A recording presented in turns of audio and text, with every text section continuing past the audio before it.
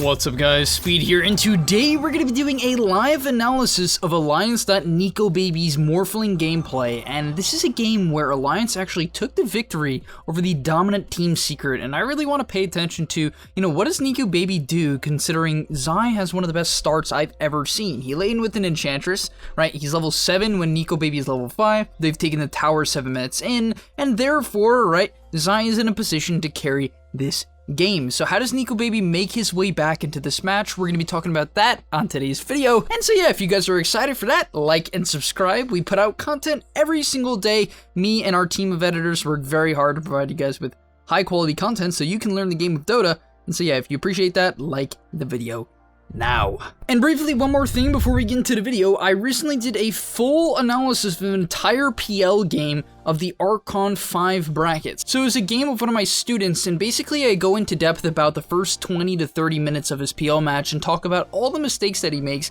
that he could have fixed easily so that he could get to the next level. So if you're stuck within your MMR bracket and you're looking to get out as soon as possible and you play the carry role, I recommend you sign up today to make sure you can check out that PL video when it comes out in the next few days. We put out content every single day, similar to this YouTube channel, so yeah, if you want to learn more Dota, go check that out. And now let's get into the game. So the first thing we're going to see about his Morphling performance is he opts for this very early Morbid Mask, and this is something that Morphlings do very commonly, even when they have good games, because the Morbid Mask basically allows you to stay on low HP. On top of that, we're going to see that he doesn't necessarily rotate out of his lane. Sometimes I'll see carry players have a hard lane, and what they do is they just kind of shift all the way to the bottom or mid side of the map, but you're going to see NicoBaby actually just realizes, hey, okay, Zai is alone, therefore I can lane here, right? He's paying very close attention to the minimap and is basically just waiting for the enemy team to show. So when Secret shows bottom, right, Death Prophet mid, the Mars top, Bull supports bottom, he's able to get some farm top. So I really like his patience overall. And as I was saying, just keep that in mind, guys. If your tower gets taken, very often if you lose your safe lane tower, it actually can often make it more safe to farm that area, which might sound weird. Now, this part of the map is actually very dangerous where he's farming right now. However, I think he feels like because Secret does not have, a lot of burst damage, right? They don't have a proper control, I would say, for a Morphling to generally kill him. He's going to stay in the lane. Now, the second thing we see here is a gank coming out from Limp and FMG. And you might see this and be like, how could I possibly, emulate or copy what Alliance is doing here, right? If I'm a carry player and having a bad lane, my mid laners never help me out. Well, guys, I think it's important to just always keep an open mind in Dota, and I would very much recommend in a case like this where you're getting run over by an offlaner to ask multiple heroes to come gank them. Now, you don't necessarily want to ask your farming heroes if you don't have to, but if you have a tempo controller mid, such as an Ember Spirit or a Void Spirit, ask them nicely. You don't want to phrase it like, hey man, you're doing such a trash job mid. I really hate the way you're performing. Can you please gank, right? Because I feel like a lot of people do that. So yeah, the main thing I really do want to point out here though is his willingness to stay in his lane and even push it up super far. You're going to notice how he has put a major priority on lane creeps here, and anytime you're behind in Dota, you should put just a heavy emphasis on finding any lane that you can farm. Now in this case, why is he able to go up this far, guys, and why is it important that you do this in your games as well? Well, because it opens up the map, it creates a lot of pressure on the map, right? Team Secret might feel pressured to actually go farm or defend the top lane, and of course lane creeps are simply worth the most amount of golden XP. So him playing up aggressively here due to his good map awareness allows him to come back into this match. I think most 2 to 3k MMR carry players would have just jungled this entire time. In fact, I almost guarantee it, and their game would be absolutely over. They'd fall way too far behind and they'd be done. So NicoBaby pushes the lane all the way in, then goes to the jungle, right? He pushes it all the way in, forces the rotation, forces Zai to come back and push it in, and then when Zai pushes it in, he goes and takes it. You see this really cool pattern here, guys? It's a really, really cool pattern where you shove the lane all the way in, force a rotation that naturally shoves it back, and then you catch it on the way back. And honestly, this is the best way to get farmed as a carry because you're constantly farming lane creeps besides that small gap where you're jungling until they push it back into you. And yeah, it's going to be rinse and repeat from here. And now, what you're seeing here, a lot of players are going to look at this and be like, I don't see anything special. But in my opinion, this is very special.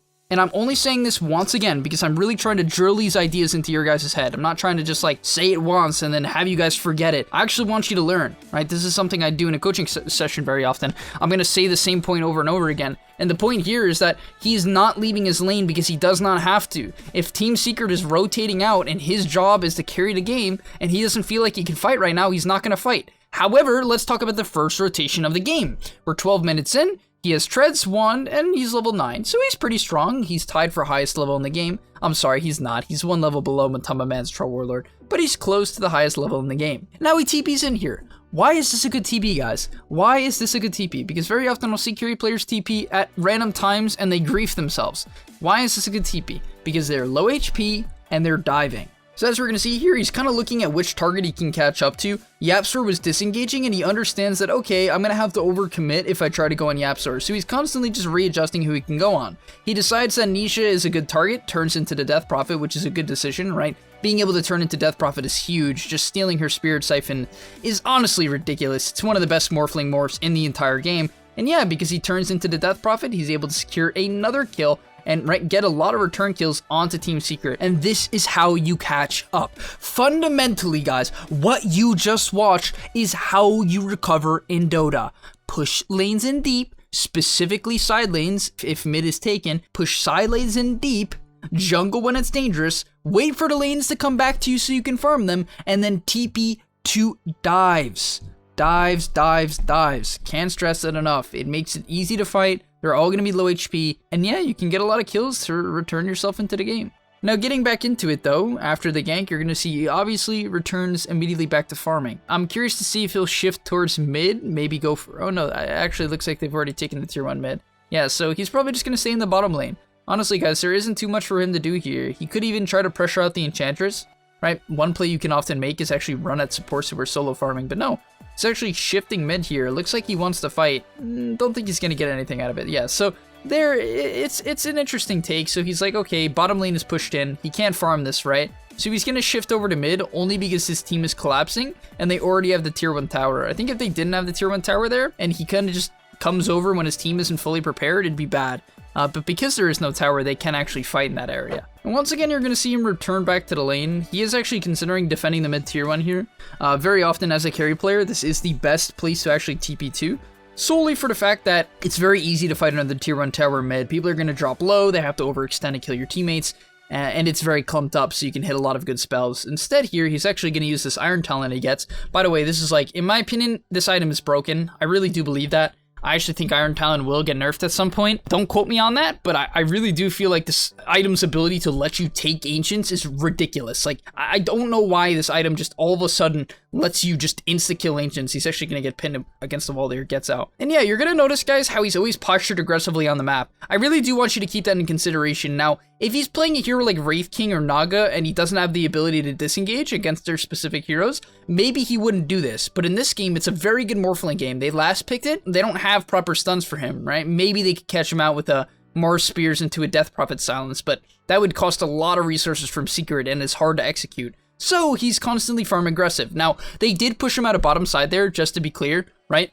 So he went back to take the Ancients, and that's okay in this case, right? I'm glad that he took Ancients. If you have Iron Talent, please, by all means, if you're playing Dire, go take Triangle. It is so effective if you have an Iron Talent to farm Triangle.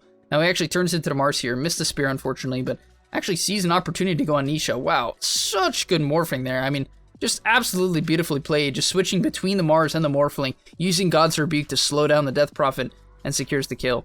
And yeah, now we're going to see from a really bad lane, and just to be clear, guys, his lane was trash. Like, it wasn't okay, it was trash. He got his tower taken at 7 minutes, was constantly getting pressured by the Mars plus Enchantress lane, but he's able to come back from it. Also finds a Pupil's Gift, which is a great item on Morphling. Obviously, being able to get that extra strength from the non-primary attributes and extra mana is crucial on a hero like Morphling, right? Because you can actually turn that strength into agility if needed.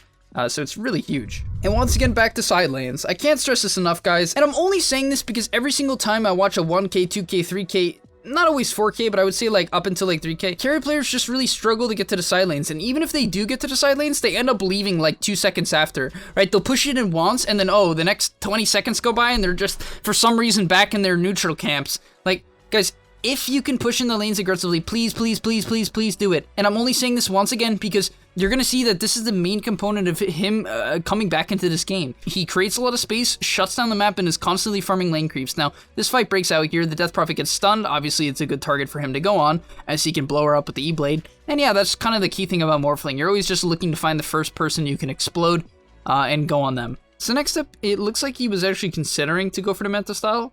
I don't think he ends up going for it.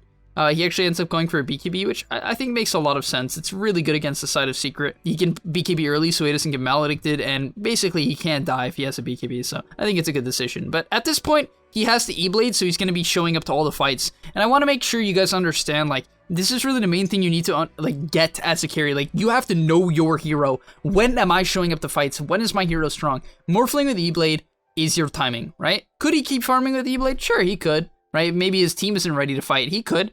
But at the end of the day, he decides, with my E-Blade timing, I can get in, and I fully agree. He secures the kill onto the Death Prophet. Really good strength shift there, actually, to stun up the Witch Doctor and to avoid just straight up dying. And he is able to almost get another kill, finally finishes him off with the E-Blade. And yeah, just such a good performance by NikoBaby, always choosing the right targets, right? Constantly going on low HP targets, which is a big thing. Right? A lot of players don't understand this. They always go for people that they straight up can't kill, and that's gonna ruin your game. I recently, as I said, made that PL replay over on the gameleap website, and in a couple fights, he actually went for a top net worth Magnus that he couldn't kill, and it ruined his fights, right? It straight up ruined his fights, and so you need to make sure when you're looking at your own games, or thinking about your own games, or entering fights, that you're looking for targets that you know you can kill, and that won't get you killed. That's a big thing as well. You don't always want to run in the front. It's gonna get you killed. And that's actually going to be about the end of the video. They end up getting a catch onto the Death Prophet, and of course, as the Glimmer Cape ends out, he's able to blow her up and finds an extra catch on the puppy here. And yeah, just such great target priority by NikoBaby, understanding that the Death Prophet does not require the E-Blade combo there, saves him it, and allows him to easily kill the Enchantress, who usually does not die to right clicks, right? But fortunately, he saves up the E-Blade, and they're able to take it straight into the Roshan pit. Fortunately, they are able to get the Aegis as well. Great clicking by NikoBaby. You know my man is. He's got those fast fingers. He's got those fast fingers, but he's able to get another kill. And yeah, this is kind of where the game ends. Alliance, it's funny because they're only 1k ahead, but the game ends in 5 minutes. I really think the main reason for that is NikoBaby is at this unstoppable point. He's at the point in the game where, you know, Seeker can't do much to him. They have to get the jump on him, otherwise he'll just never die, right? On top of that, if they don't get the jump on him, one of their heroes is basically guaranteed to die solely because he's so good at targeting people he can kill, right? He's always looking out for glimmers and paying attention to HP pools and just has this incredible intuition to understand, you know, how much health do I actually take off of these targets. Yeah, getting into it, at this point he obviously can frontline. For the rest of the game, he never was frontlining. He was basically always going in second, which is important to note, right? The only times he did frontline, he would be like shifting full strength, basically. So yeah, he's gonna go in here, finds the Yapsar Witch Doctor. He actually, oh my god, do you see that E-Blade, guys? Oh, so good, he saves F&G. The lack of tunnel vision, or the amount of focus from these players, I mean, I'll even just say NikoBaby specifically here, is incredible. How does he see that, right? I mean, it might seem obvious and you're just like, oh, of course you're gonna E-Blade someone that troll is going on. But he gets it with the last second there, and I almost would have thought the Grimstroke was already dead and not bothered to try to save him, but that ends up not being the case. Saves up his Grimstroke, which allows him to continue to push here. And yeah, they actually dismantle Secret. They catch him out of the base, right? They find the Matama Troll and the Zai Mars, and he does a really good job of actually E-Blade comboing the Mars. Now, why is that? Why should he E-Blade combo the Mars? Because the Troll actually has a BKB and ultimate, so him trying to blow up the Troll, while it wouldn't necessarily be bad, it wouldn't insta-kill him, so he just takes the hero he can insta-kill, which is once again good target priority. And then yeah, S4 comes in with the stun onto Matama Man. I guess Matama Man didn't think he had a BKB, and he ends up going down because of it. So that's the end of the game. They end up getting, I believe, Megas here, yeah. And yeah, that's kind of how you recover, guys. I know it might seem like a simple process, but it's all about just being able to pay attention to the map and adapt to where the fights are happening. If you think you're a hero that needs to recover from the safe lane position, you need to be mirroring the enemy fights, right? Every single time they go top, you go bottom, right? And you push that lane in as far as humanly possible. After you push the lane in, you take the jungle, you wait for the lane to push back out, you then farm the lane once again, and you show up to deep dives. This is the core fundamentals of becoming a better just carry player when it comes to recovering in hard games like this, especially as farming heroes. But thank you guys for watching. I'll see you in the next one. And peace, and like and subscribe if you're a real homie. Before you leave, just want to say a quick message. If you're trying to get better at Dota or you just enjoyed that video, I know this is pretty general and you're gonna hear this quite a bit from me, but I recommend you sign up to gameleap.com. Why? Because I put a lot of effort into the content over there, and generally the effort I do there is different from the content you're gonna see here on YouTube. It is different. In fact, I usually go a lot more in depth on topics or into niche topics that help you get to the next level even faster. Because on YouTube, I often have to keep it more mainstream. And that's even why I'm putting it at the end of this YouTube video. That's why this is at the end, because a lot of people just watch 5 minutes, they skip through just for like the dopamine spike. But if you are interested in actually getting better at Dota, I recommend you go to the description down below, get your discount right now by clicking the link, sign up, use the discount code that you're gonna see there, and I hope to see you there right now. So click it, and yeah, thanks for watching.